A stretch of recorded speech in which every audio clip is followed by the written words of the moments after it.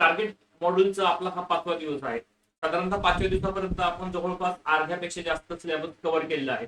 तो कव्हर तुमच्या बाजूने कव्हर करायचा होता, तर तुम्ही त्याच्या पद्धतीने तो अभ्यास केला. आज सगळ्यात महत्त्वाचा घटक काय असणार आहे, तो आहे की 5वा दिवस 7 मे ला. आता ते वाढतंय कारण 2 दिवसाचा गॅप पडले होतं, कारण रिव्हिजनला आपल्याला वेळ पाहिजे होता.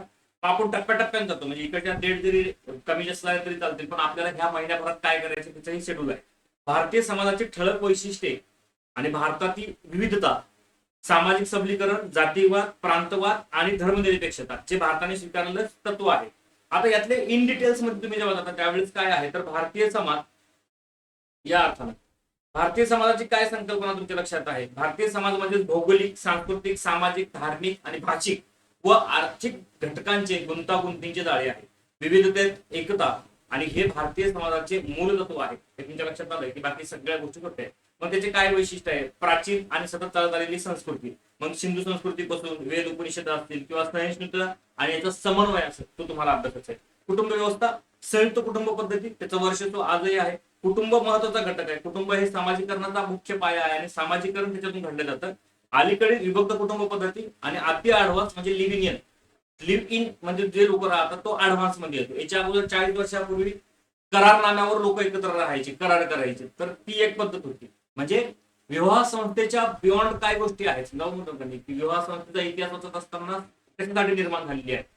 तर ती एकदा तुमच्या लक्षात आलंय की बऱ्याच गोष्टी तुम्हाला लिहिता आहेत, आणि एक सहज वळ टाकली की तो त्यातला सगळा संदर्भ तुमच्या लक्षात येतो. जाती व्यवस्था, जाती व्यवस्थेचं मूळ आहे वर्णव्यवस्था, आणि वर्णव्यवस्थेनंतर जाती व्यवस्था आलेली आहे. मग जाती, उपजाती, पोटजाती हे ते विविध प्रकार आहेत. व्यवसाय आणि सामाजिक स्थितीशी निगडीत असणे हा सुरुवातीचा कालखंड होता. नंतरच्या काळात ती जात ही आरक्षणाच्या संदर्भाने येते का, पुढे त्याच्यात आहेत. आधुनिक काळात बदल काय झालेले आहेत, तर आरक्षण, सामाजिक गतिशीलता, अजूनही सामाजिक विषमता आहे तर ती आहे, म्हणजे जाती व्यवस्थेच्या संदर्भाने आहे. त्याच्यानंतर आर्थिक विषमता असेल किंवा आरक्षणाच्या बाबतीतले मोर्चे असतील, तर हे तुम्हाला अभ्यासक्रमाचा महत्त्वाचा घटक आहे. धर्म आणि अध्यात्म, हिंदू, मुस्लिम, ख्रिश्चन, शीख, बौद्ध आणि जैन यांच्या तत्वज्ञान काय आहे, त्याची फिलॉसॉफी काय आहे, फक्त तेवढ्याच लक्षात घ्या. धार्मिक सह अस्तित्वाचं जे धोरण स्वीकारलेलं आहे, तर ते भारतात तुम्हाला दिसतं. वेगवेगळ्या धर्माचे, वेगवेगळ्या जातीचे, वेगवेगळ्या पंथाचे लोक तुम्हाला एकत्रीकरण दिसतं तुम्हाला, ते तुम्हाला अभ्यासाचं आहे.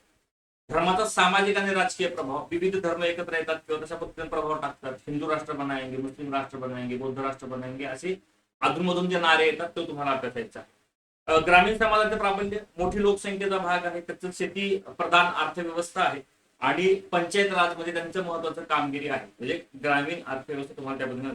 सामाजिक सुधारण्याची परंपरा, भक्ती चळवळ, परत तुम्ही पहिल्या पॉईंटला येऊनही ते बऱ्यापैकी करू शकता. त्यामध्ये समाज सुधारक कुठले, फुले आंबेडकर, शाहू फुले आंबेडकर आणि विवेकानंद देखील यांनी घेतलेले आहेत. आणि घटनात्मक मूल्य काय आहे, तर ते तुम्हाला अभ्यासायचं आहे. आता भारताची विविधता, भौगोलिक विविधता असेल, भाषिक विविधता असेल किंवा धार्मिक विविधता असेल, तर हे आणि सांस्कृतिक विविधता हे 4 महत्वाचे घटक आहेत. जाती आणि आदिवासी विविधता आणि आर्थिक विविधता असे जवळपास जर विचार केला तर हे आहे. इंडो आर्यन असेल, द्रविड आणि ऑस्ट्रिक, तर हे थोडंसं अँथ्रोपॉलॉजी दृष्टिकोनातून महत्वाचं आहे, पण याच्यावर काही फारसा प्रश्न येणार नाही. थोडक्यात फक्त लक्षात घ्या की नेमकी अशा पद्धतीची विविधता आहे. विविधतेत एकता हा आधारस्तंभ आहे. आव्हाने कुठले आहेत, तर जाती व धार्मिक संघर्ष सातत्याने होतात. प्रादेशिकता म्हणजे भाषेच्या वरून आहेत किंवा सीमावादाचे प्रश्न आजही प्रलंबित आहेत. भाषिक आणि सांस्कृतिक तणाव आजही तो तुम्हाला दिसतो, तो तुम्हाला अभ्यासाचा आहे. त्याचं क्रिटिकल अनालिसिस करायचं आहे. आणि सामाजिक विषमता हे त्यातला महत्वाचा गाभा. आता सकारात्मक पैलू काय आहे, तर बहुसांस्कृतिक सहिष्णुता आहे. विविध संस्कृतीचे लोक एकत्र येतात, ते तुम्हाला थोडक्यात अभ्यासाचे. लवचिक आणि सामाजिक संरचना आहे. परिवर्तन स्वीकारण्याची क्षमता हे तुम्हाला अभ्यासायचं आहे. हे आजच्या तुम्हाला थोडक्यात अभ्यासायचे. भारतीय समाजाची वैशिष्ट्ये या टॉपिकच्या खाली हे सगळे तुम्हाला घटक अभ्यासायचे आहेत. थोडक्यात आहे, व्यवस्थित आहे, काहीही लोड येणार नाही. आज त्याच्यावर सायंकाळी पेपर असेल. ठीक आहे, आपण संध्याकाळी भेटणार आहोत समाधान कोकाटे सरांच्या हॉलमध्ये. गांधी चौकात तो हॉल आहे, तिथे आपण भेटूया. धन्यवाद.